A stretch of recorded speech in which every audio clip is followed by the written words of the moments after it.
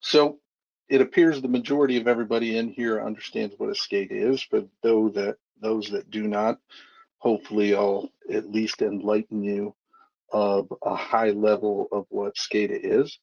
So what I'm going to be talking about during this presentation is really the City of Akron's, we'll say, our path to integrating our work order management, our SCADA, our GIS, and really bringing that real-time strategy to our PM process at the City of Akron. So if you were at the UC, the last live one, last December, you saw me speak a little bit about this, as well as some of the topic I'll speak about that goes into this, which is how the City of Akron also deals with our vertical assets at our plants and our distribution system, since that is always a hot button topic for city users that are integrating their plants or their storeroom activities into Cityworks. So this is a short Cityworks conference here. So I'll cover what the City of Akron does with Cityworks. We are the 5th largest city in Ohio. We are the county seat of Summit County. We are just to the north of Greene, who you just previously heard from, and we are about an hour south of Cleveland in Ohio. As far as Cityworks in the City of Akron, we have standardized across our entire service department as Cityworks being the platform of choice for work order management, service requests, inspections, and PLL. So what you see there, we have been in Cityworks since 2015. We converted from our previous CMMS. Hopefully, we will finalize our complete takeover of the previous CMMS in 2021 by removing it from our plans and permits process and doing a full integration of plans and permits with OnBase and Cityworks portal and then Public Works storeroom. So what's not on there is it is also our platform for 311. So to put that in perspective, the total amount of service requests that the City of Akron has in our Cityworks instance is 1,100,159. We have 350,000 work orders in our current Cityworks instance, and we have 35,000 PLL cases in our instance. As I said, we implemented in 2015, and we average somewhere around 80 to 95,000 service requests in our instance every year. So with that, we'll get to the purpose of this, which is the idea of how to bring real-time SCADA data and make important decisions from a PM maintenance standpoint in your work order management. So for those that do not know what a SCADA system is, it is basically your control system for automation or for service tags within a plant or a distribution system on items such as pumps, HVAC systems, electrical systems, or flow monitoring on the sewer side, CSO overflow monitoring. And this system does real-time analytics within itself, creates tags for SOPs on those devices, how many hours runtime, things like that. So a SCADA system in a normal standpoint, so anybody who really deals with it, it's kind of a black box in the corner.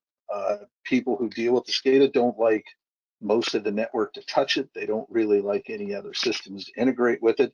It needs to be completely secure, and that's understandable because it runs your operations at plants or in your distribution system.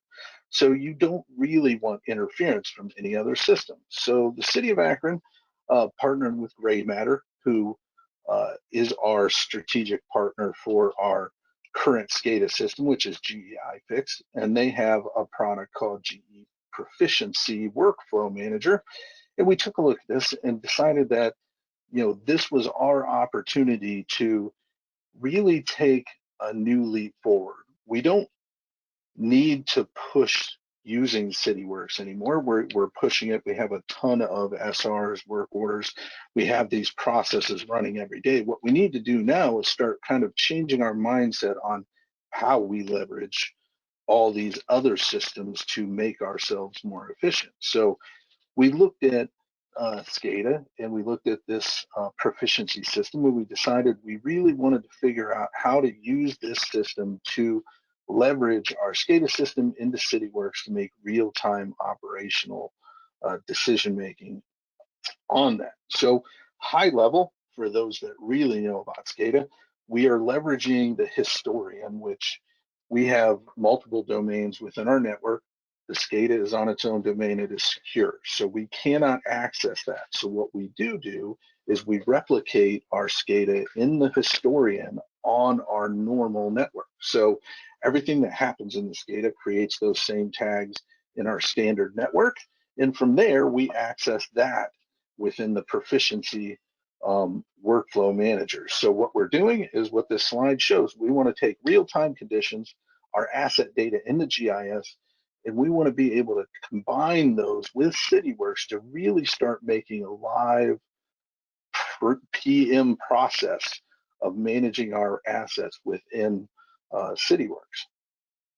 So this slide here is to speak to how we deal with our vertical assets and our spatial and non-spatial assets on the GIS. I'm going through all this very fast, so I'm sure if anybody has questions, you can email me. But the City of Akron, and anybody who's really dealt with me, knows that I like simplicity in all matters.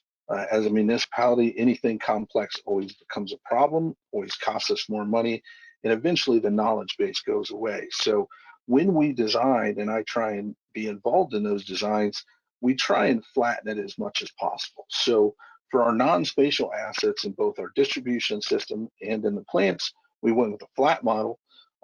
The hierarchy is dealt with through categories within the flat model. And then to serve it through this process, what I did was create spatial attribute and spatial tables out of non-spatial tables, and created query layer views inside SQL, tagging the hierarchy with the XY for each individual non-spatial asset.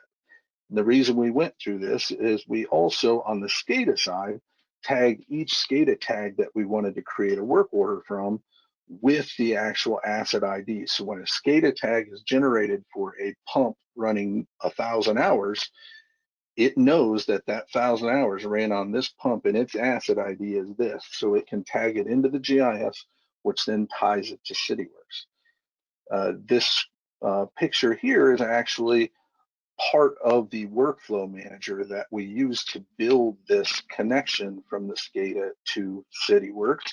And as you can see, when you're looking into it, it has its own hierarchy. So if you can follow the top of this, if it's not too small, you have water, water plant grounds, and then you have the different work order templates. And then in the bottom part of the screen, you actually fill in those work order templates. And this is really building that object-oriented workflow that this system runs off of. The next screen shows you the inner workings of that to kind of show you that it is an object model. So if you've used anything along the lines of like GeoCortex reporting or object models, this is very familiar, as well as some other integration tools that you've used in the past, SSIS. So we leveraged GrayMatter to help us start building these workflows, and we built them in a simplistic manner. So in Cityworks, when you look at the work order templates that we used a very generic work order template for these PMs. So that way we didn't have to create 70 different templates for each SCADA tag, and we control the way we define these templates in Cityworks by the information that is sent by the SCADA tag and where it fills out on that template.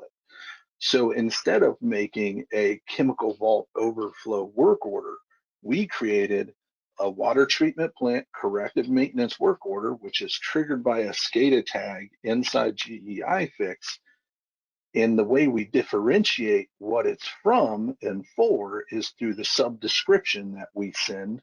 So we send a very specific sub-description. This is a chemical vault inspection. So we have a corrective maintenance work order that is a chemical vault inspection in the sub-description. So now we have all reporting tools that we need.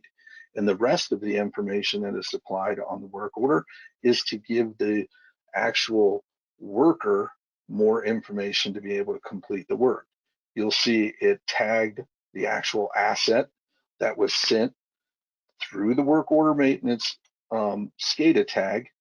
It took the GIS asset because the tag knows and is aware of the asset ID, populated it, and through the work order API, populates the correct asset, gives it the XY since we created non-spatial data to have spatial XYs in the view that we created on the SQL side, and then we send custom fields to it to allow the user of the work order to be able to fill in information or for the SCADA tag to be automatically populated into it. The next slide, just a quick one to show you that, you know, the whole reason we went about the XY was to be able to actually show non-spatial data in a spatial format through the view and through the GIS map in Cityworks. So I got about 3 minutes left, so I'm going to try and wrap this up so it didn't sound so complex and confusing. But the whole mindset that we approached this process for, and the reason why we did it, is we are not unlike most municipalities. We are losing a substantial amount of knowledge base on a yearly basis through retirees or through attrition and through a shrinking employee market that we have. So the whole purpose we went through this is we needed to get away from PMs from a scheduled PM idea and find a way to leverage more appropriate SOPs or the true information that is caused throughout our system, and to take advantage of this large system called a SCADA that runs most of our real-time operations, but yet is not leveraged by any workflow outside of the SCADA system. So what we're doing is we're taking advantage of, now we no longer have an oil change PM inside Cityworks for pump number 1 at the high lift pump station sitting there waiting every 3 months. And then we send a crew out, and what we found out is those crews wouldn't just do the oil in pump 1, they would do the oil in pump 1, 2, 3, and 4 because they were all there at that time and they felt that was an efficient method. But if the SOP on that pump is to do it after 1,000 hours, and 3 out of the 4 pumps that they were changing the oil on because they showed up for that PM had only run 600 hours, 500 hours.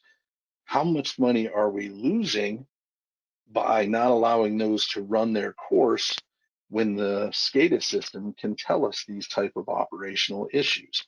Or CSO racks. We daily go out and inspect all 30 CSO racks that the City of Akron has. But during the day, if a CSO is triggered, we're going to have to drive back out there. So can we leverage the SCADA when the CSO is triggered to automatically generate a PM to go inspect the CSO or to clean the CSO without actually having to just automatically do it on a daily basis? So those are really the idea behind why we started this strategy and why we started to push it. And we're really finding that there was a little bit of pushback, and there still is on our distribution side. Our plants have started to catch on to it more, and sewer is really going to be the one that takes the ball and runs with it.